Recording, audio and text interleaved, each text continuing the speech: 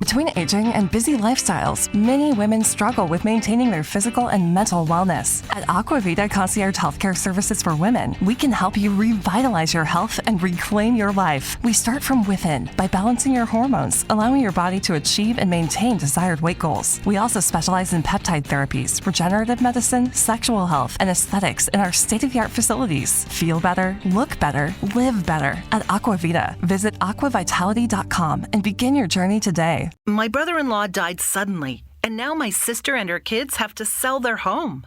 That's why I told my husband we could not put off getting life insurance any longer. An agent offered us a 10-year, $500,000 policy for nearly $50 a month. Then we called SelectQuote.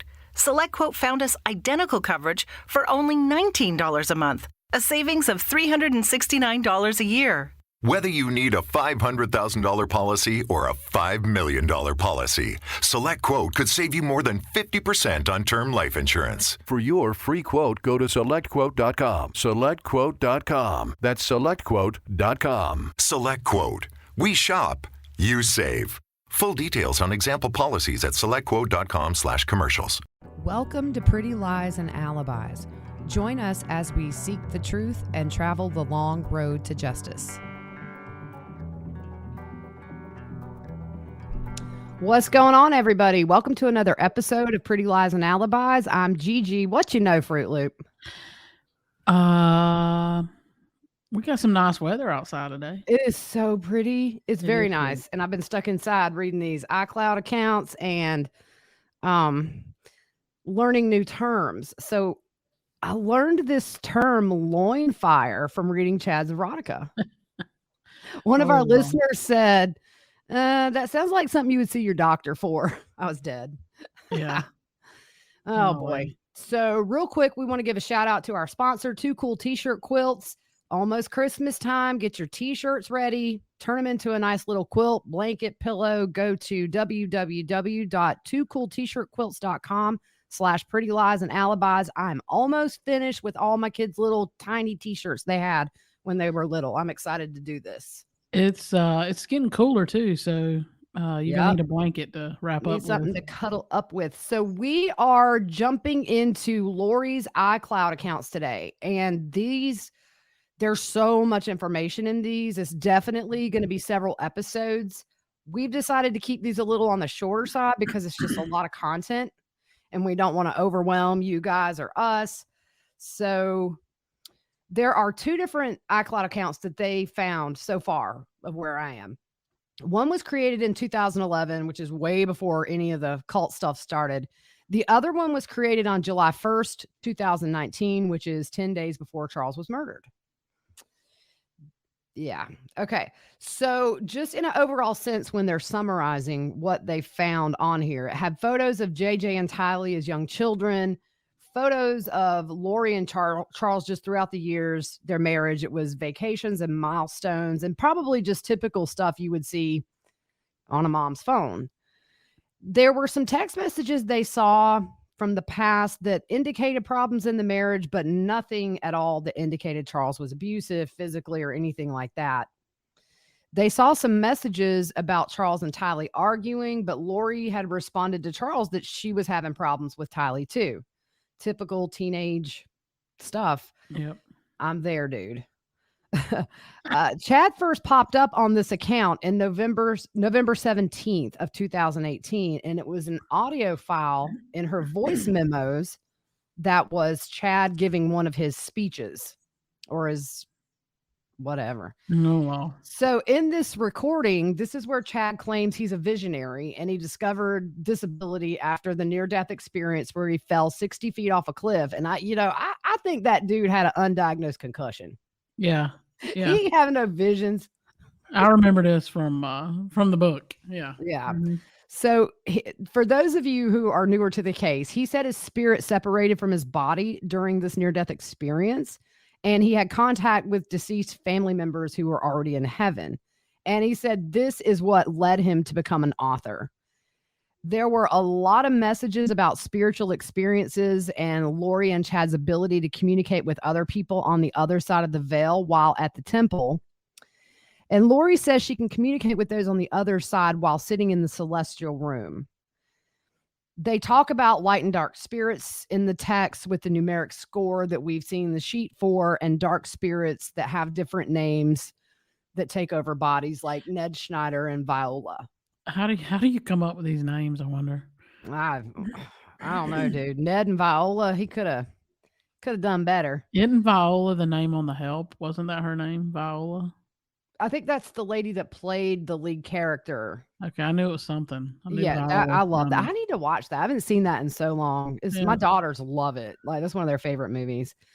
So the one thing that investigators did notice while going through all these iCloud accounts is that Lori was really cautious about what she said. And most of the communications was either in person or over the phone. So let's jump into some dates. Fruit Loop, take it away. You missed the one point, and it was a good one. Melanie Pulowski. Oh, yeah. Melanie and Alex, Melanie P, Melanice. We call her Melanice. Yeah. Her and Alex would regularly text Lori and ask her to get rid of dark spirits or to inquire if someone was possessed by a dark spirit. All right, so let's hop into these dates. November 17th, 2018, Lori records a speech given by Chad. February 15th, Alex texts Lori and said, Ned was at the temple yesterday looking for you. He thinks you're staying with me. And Lori didn't respond to that text. And we know Ned is Charles. Right. And then the jump from November to February, we're not going to say the year after every date. The speech was recorded in November, and now we're jumping to February of 2019. Yep. So March 2nd, a forwarded text from Lori, from Alex to Lori, from their mom, Janice. Love you too, Al. This is what she said. I do realize all of that. Realize this. Lori canceled his trip home. His truck took all his clothes, drained his bank account. If I was Charles, I would be upset and do hurtful things. So would you. Also, even if Charles cheated with hookers, your dad and I cannot ever judge. Charles has never done anything but support me and love me. I love Lori with all my heart. I will help her in any way I can. But because I've been talking to Charles with the spirit guiding me, even if he doesn't have the spirit, it has led him to not go through with a divorce and decided to turn on all the cell phones and put them back in Lori's name and move out of the house, and is going to pay for Lori to move back in, no strings attached. So if that happens, just know the Lord works in mysterious ways. Sometimes things that look black and white are actually gray. I love you. I would love to talk to Lori, but I haven't heard from her. I know I'm led by the Spirit in my actions. So that was... Yeah. What do you think about that? Well, we all know what we've thought from the interviews they did and everything like that. And I mean, we really don't know everything that happened. But with that text, I mean, she's supporting Charles somewhat, saying, I understand why he's acting like this for what she's done. Right. Now, it's important to remember this is in March of 2019. So this is really early in the year. Lori really turned everybody against Charles eventually. Yep. But this is the only time of anything we found where Janice seems to be sticking up for Charles a little bit. Yep. And saying, hey, look, he's not the bad person you say. He's paying for phones and moving her into a house. So yep. So, I mean, he turned off all their cell phones, it looks like. So good for him. Yeah, for real. I'd have done it too. So seconds later, Alex sent another text to Lori. Ned just came by and Tylee unleashed on him. He came to my house and he went there first. He ran up in a rental car. No response from Lori was observed. So, she called. Yeah. And a lot of times when you see that no response, I think it's an indication that was a phone conversation. I think when you see Alex using the word Ned, to me, it shows how deep he was and believed all that. Yeah. There's no doubt to me that Alex was super gullible, and it's not an excuse. He's a very evil man, but I think Lori knew she could manipulate him really easily, and she did to do her dirty bidding. Clearly with Joe Ryan, with murdering Charles. And as far as we think, murdering the kids, Yeah. But the thing that I've always said too is we don't exactly know everything. We assume it was Alex, but I'm curious to see where Chad's cell phone was during the times they think the kids were murdered. So the next day on March 3rd, this was the earliest known flight for Lori to go to Idaho. So she had met Chad in November. A few months later, she's going up to Idaho. On March the 9th, Lori texted Alex. Apparently, it is tied to Ned being gone, hopefully today or tomorrow. Now, I'm wondering if, and I haven't looked at the dates, I wonder if this is when Zulema was doing her praying for the car accident or something. I don't know, because they're saying hopefully today or tomorrow Ned's going to be gone. So on March the 10th, Alex responded, "Love you too. Have fun and get rid of Ned already." And does mom, and it says Shish, maybe that's a nickname for sister, like summer sister. That's kind of what it seemed to me. Do mom and Shish know about Ned? Lori didn't reply. So eventually she does reply and says, "It's not Ned, it's a new one." So I know, dude. I'm telling you. It's like the spin of a wheel. Who's going to possess you today? Right. Yeah. So March 19th through the 21st, Chad and Lori travel together from Idaho Falls to Mesa, Arizona together. And on March the 26th, Alex sent Lori a text that said, "Ned is still alive, just confirmed." So on May 5th of 2019, there are screenshots of the malachite stone, which were similar to the rings that they had when they got married. So to me, it kind of shows they were planning to get married all the way back in May of 2019. Charles wouldn't die for 2 months, or wouldn't be murdered for 2 months later, and then Tammy in October. So on July... What? It's just a screenshot of the stone, right? Yeah, that's all it said. It was a screenshot of the malachite stone. And I love gemstones, and we go to the gem store all the time, and my daughter loves them. And apparently it blocks negative energies, and it's like a protection stone. It's poisonous, right? In a different form, right? I mean, you wouldn't want to like grind it up and put it in your drink, but yeah, no, it can be poisonous.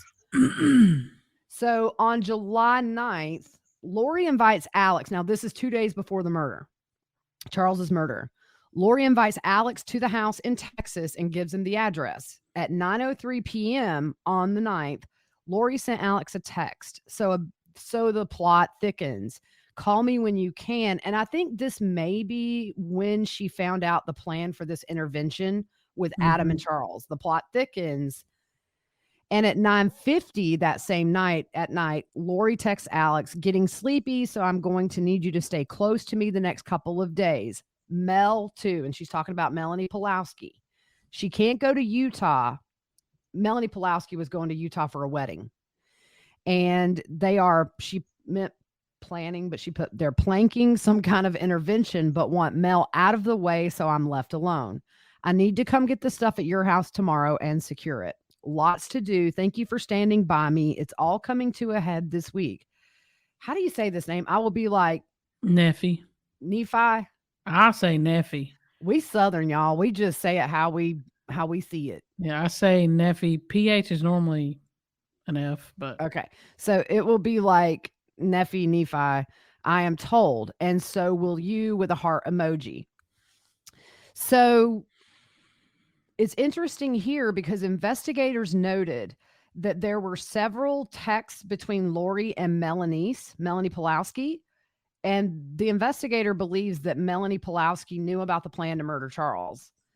And he also said that Melanie confides in Lori about relationship stuff and would ask Lori for guidance often, as well as blessings, and to look into other people's spirits to see if they were light or dark. I mean, obviously, if Melanie Pulowski is asking Lori to get rid of people that were possessed or whatever, I mean, why wouldn't she know? Right. And we're still waiting on some kind of charge for her in Arizona. Yep. Because I don't think she has immunity, so. Nope. So July 9th, 2019 at 7:21 p.m., Lori sent Melanie Pulowski a text message indicating that she needed to talk to her ASAP. Lori added that she would call her in 5 minutes as she was finding out what to do. At 8 p.m., Lori sent Melanie another message telling her, "You can't go tomorrow. It's a setup for both of us." Still on the phone finding out the details, Melanie agreed not to leave Lori, then stated, "They have an elaborate plan. I'll call you soon." Man. Melanie then offered to take all the babies and their stuff and drive. Lori told her, "You can't go at all. We both need to stay here to defend ourselves. It's coming to a head. This week will change everything." It really did, didn't it? Yeah. Yep. I wonder who she's talking to. Who's giving her information of what's coming? I would think maybe Chad. Or are you talking about with Charles and Adam coming, because they didn't tell her. I kind of think maybe, I don't know, maybe her sister. Yeah, I don't know.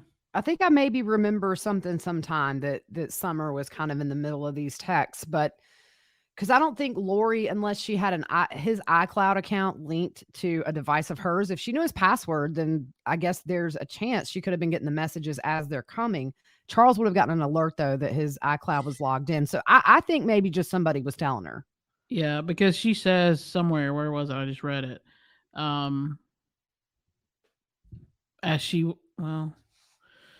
don't know what it was, but okay, we'll move on. July 10th at 10:25 a.m., Lori sent Melanie a text message. "I think so, but I think they are moving their plans to tomorrow since they will still try to get rid of you." Melanie replied, "I wish there was a way to somehow be at the wedding, but I know this is more important." Lori responded, "I know, baby. I'm so sorry. This is important to your mission, even though I know it's hard to just sit there." Hey, we have breaking news. Alex Murdaugh was just arrested on charges related to Gloria Satterfield's case, the housekeeper. Oh, wow. Uh-oh. Oh, boy. The plot thickens. Oh, yes, wow. It does. Holy moly. Uh-oh. Whoa. Sorry, I didn't mean to interrupt. No, that's cool. So if Lori believed what she was selling, why was she so terrified to be confronted about her beliefs? That's exactly. I mean, because if I really believe something, religious or not, and somebody's going to confront me about it, I'm going to stand my ground. Yeah. The reason is she may have believed all this stuff, but in the back of her mind, she knew it was hogwash. And I think she was embarrassed by it. She might have been embarrassed to have her mom, Charles, her brother, sit her down and say, "Girl, what are you doing?" Yeah. Yep. And it seems like she's always got to be around somebody. She's never by herself, right? No.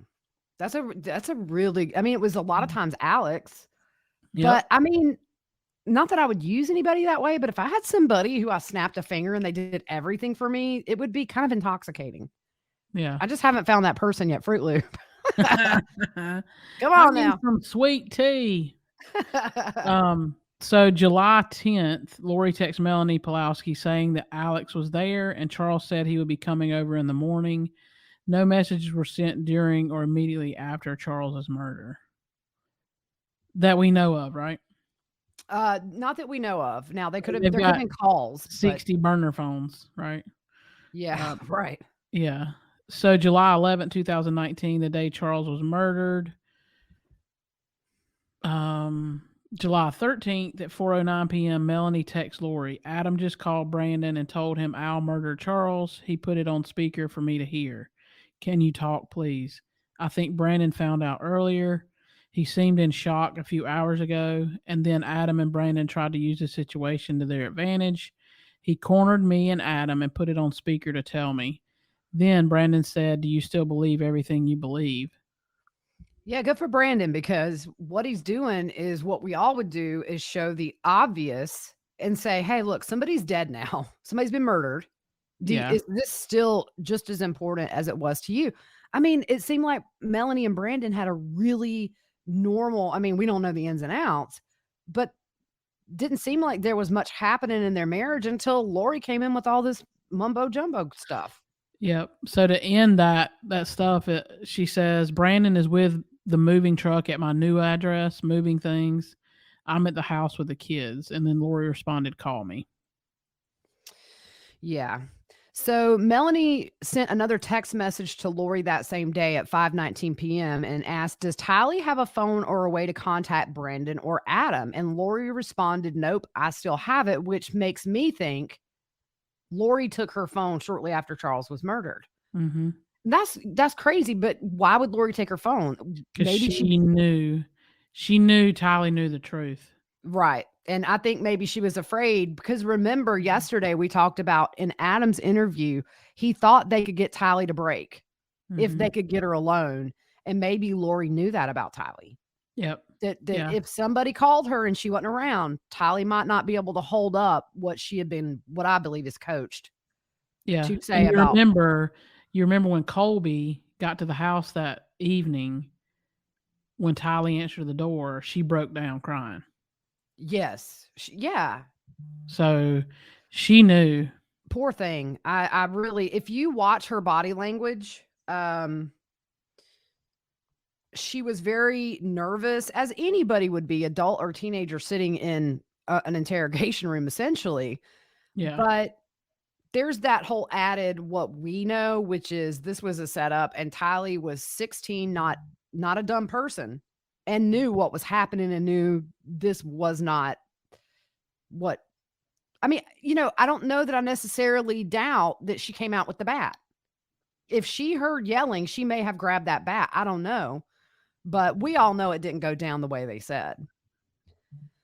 So look at Melanie's statement there. Does Tylee have a phone or a way to contact Brandon or Adam? Why would she ask that question if she didn't know what Tylee could tell him? Oh, yeah. Yeah. I mean, exactly. That is such a direct question. Mm-hmm. Like, oh my gosh, they're saying murder. Can they get to Tylee? It's a tell of what Melanie Pulowski knows. It really is. It's yeah. So on July 13th, now they noted that there's not a ton of communication between Lori and Alex after the murder, but they were also together getting ready to move up to Idaho. So probably didn't have a need to text. So on July 13th, text between Chad, and she used the nickname Bubby in her phone, and Lori. The text is in regards to a restraining order that Brandon has taken out. And Chad says he can't just do that, just like he can't get a restraining order against you. The mediator would make that clear. I think mediator he's referring to, I think they tried to go to a mediator to settle the divorce first. And he goes on to say, you and Al didn't have any charges against you. And I think he's talking about Charles's murder. Chad said he would talk to someone whose husband was a police officer. He said that this person was dark. And Chad asked Lori if Brandon knew about Charles's text message, which I'm thinking of the ones about the intervention. And investigators found screenshots of the text between Charles and Adam on another iCloud account on Lori's computer. So somebody was supplying her with those screenshots. I tend to think maybe her sister. Yep. So Lori asked Chad to clean Melanie's house of any bad spirits, and Chad said he was working on it, but he had to break down the bad spirits that Brandon created. He also said he was able to detect 3 listening devices in her new house and told Lori where they were. Oh, wow. He detected them through his veil thing. Look, I'm just going to be honest with you, and I ain't trying to talk bad about the guy. But Chad's a moron. Like everything he says, he's like, "Oh, you can't do that, or you can't do that." Right? Yeah. Like he doesn't know. Oh like, yeah. He's making comments about stuff that he doesn't even know. He doesn't know what Brandon has against Melanie Pulowski for a restraining order. Nope. But he can see beyond the veil. So it reminds me. Remember Johnny Carson used to do that thing where he would put that card on his head. Yeah. I forget the name, but anyway, so Chad texted Lori at 10:08 that same night. I'm headed to bed so I can come snuggle tightly against you. By the way, somebody asked me if I was going to do a dramatic reading of the erotica, and that is a hard pass. Maybe interpretive dance later. He says, I'm heading to bed so I can come snuggle tightly against you. I adore you. You are truly my best friend on earth and throughout eternity. See you in a minute. And there were 3 butterfly, lips, and fire emojis. Uh-oh. So on July 14th, Alex texts Lori that he is on a plane to California And Lori tells him to have a relaxing vacation. And that's when he went to Columbia shortly after Charles was murdered.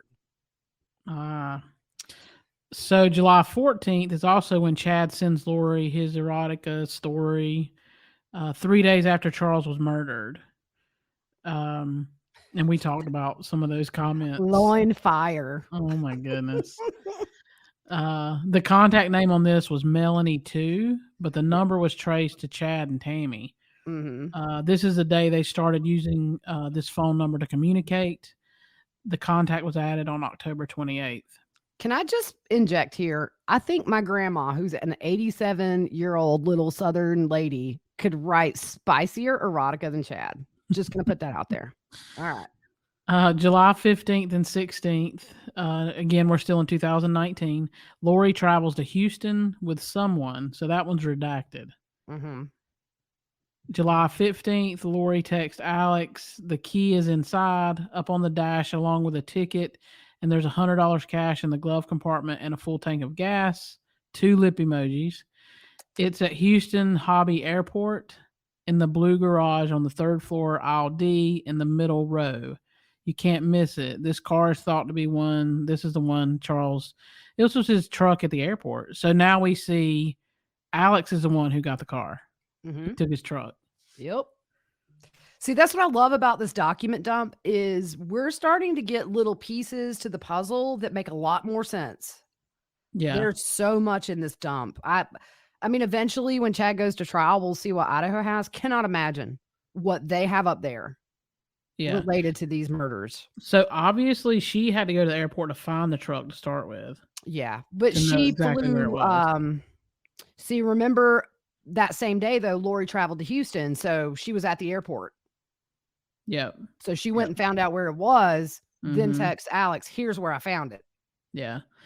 So JJ and Tylee stay with someone named Angela, who is a confidant of Lori's. During this time, there are several texts between Lori and Angela.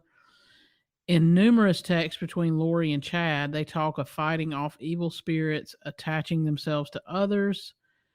Chad would score people for Lori, and we know that he would give the rating. So July 18th at 6:55 a.m., Lori texts Chad, I just got the letter from the insurance company saying that I am not the beneficiary. It's a spear through my heart. Are you kidding me? Yeah. Who do you think he changed it to? Brandon or probably Kay? He left nothing for JJ. And Chad says, wow, that's terrible. There is no way to find out, ? Lori says, I might be able to see when I can get his computer on Sunday. I could check the email sent to the insurance company. It will show change of beneficiary. He must have done it recently. And Chad says, it seems you would have had to agree to the change. This is where I'm telling you he's a moron. You would have to agree to the change. Maybe your name was forged. You should have a good paper trail to prove it. I love you. This is terrible, but it is probably another step in bringing down the gadgetons. I don't even know, especially Brandon. Yeah, it's GADIANTONS. And a friend of mine, thanks to Kathy, I tweeted something out about it, and she texted me and said, in the Book of Mormon, these are a band of robbers that were covert, led by someone pretending to be good. There you go. But see, I mean, he doesn't know. Like, he spews things out of his mouth that he doesn't even know. I don't have to tell anybody who my beneficiary is. Exactly. And that's the whole point, is you can change it when you figure out your wife's 50 Shades of Grey and probably going to kill you for it. Yeah. And that's what he was smart enough to do. And he didn't leave anything for JJ. Actually, he left everything for JJ because he assumed Kay would be the one ending up getting him back and raising him. Yeah. So good for Charles. Like, he had it, man, he knew what was up. Bless his heart. He knew they were coming for him. And to me, it speaks a lot about his role as a father to make sure that JJ had that money in a place where he knew it would be given to him. Yeah. So I wonder if this is, and I know we're getting ready to stop because we're done with this episode, but I wonder, like, she's getting his computer on Sunday, so that means she got his possessions. I don't know how it went. I know that the investigators, the day he was murdered, I believe they went to the hotel and got everything that was in the room. Yeah. And they did get a laptop, I know, and like an iPad and a couple of iPads. So maybe they were done getting everything. And I don't know. Maybe she thought she was going to get his computer and didn't. Yeah. We just don't know. So we're just going to finish up this text thing and then we're going to end it for today. And Lori says, nope, he can change it anytime he wants. He's the agent and anyone can change their beneficiary at any time with their own signature. I'm thinking it must be Kay. Chad says, it will be interesting if it got changed after he had 2 bullets in his chest. Holy moly. Like, I mean, who says that? A murderer. Chad Daybell. Yeah. And you know what's interesting is in these documents early on, well, not early on in the investigation, once the whole picture became clear to investigators, Chad was listed on the indictment for first-degree murder. But remember, they didn't charge him, but the case is still open. So maybe that's coming. Lori says, I don't think it could have. You can't change it after the death date. They would review that. Chad says, yes, I'm thinking Kay as well. She's probably freaking out that you got those computers. I'm going to shower and give you a blessing. I'm eager to get home so we can talk. It really will be okay, my love. You're so wonderful. So at 12:19 p.m. Hold on. I will say this. Kay ain't freaking out. Oh. Holly. Yeah, they Kay tear him up. I would pay to see a cage fight between Chad and Kay. Yeah. Yeah, I'm game. Let's don't even send him to trial. Let's just put a cage around him and Kay and sell tickets. Yeah. Let's get a ladder match, like a wrestling match between Kay and Chad. There we go. So Lori says, at 12:19 that day, Lori texts, so I talked to the insurance company. He changed it in March. So it was probably Ned before we got rid of him. Oh my goodness. Here we go. They can't tell me who to, of course, but it's done. I'll still get the $4,000 a month from Social Security. So that's where we're going to stop for today. That kind of covers what was going on in text messages as far as we can see before and after Charles was murdered. It's just sickening. And the, like, I totally get, like, JJ needed taken care of. Yeah. It's sickening to know she's getting that money after she killed Charles. Mm-hmm. And she's using that money, which she probably didn't spend anything on JJ. No, I mean, he wasn't getting his medications. And if you look at the house in Texas and the house in Idaho, it looked like they were drifters. There were, I mean, her stuff was hung up nice and neat, I might add. All of her outfits in a row. Tylee was living out of bags and suitcases, nothing but mattresses on the floor, no furniture in the living room. So she was way past taking care of those kids or at least making the house they were in a home. Yeah. It was all focused on this cult, money, murder, and the kids eventually fell victim to that. It's just insane, but these people are whack. They're wackadoodle. And I try not to make fun of people, but I'm sorry. These people are crazy. Yeah. All right. So we're going to end it here. We will see you guys soon. We're going to pick right back up where we left off here. There are several episodes of iCloud content for us to go to. But in the meantime, you guys have a good afternoon.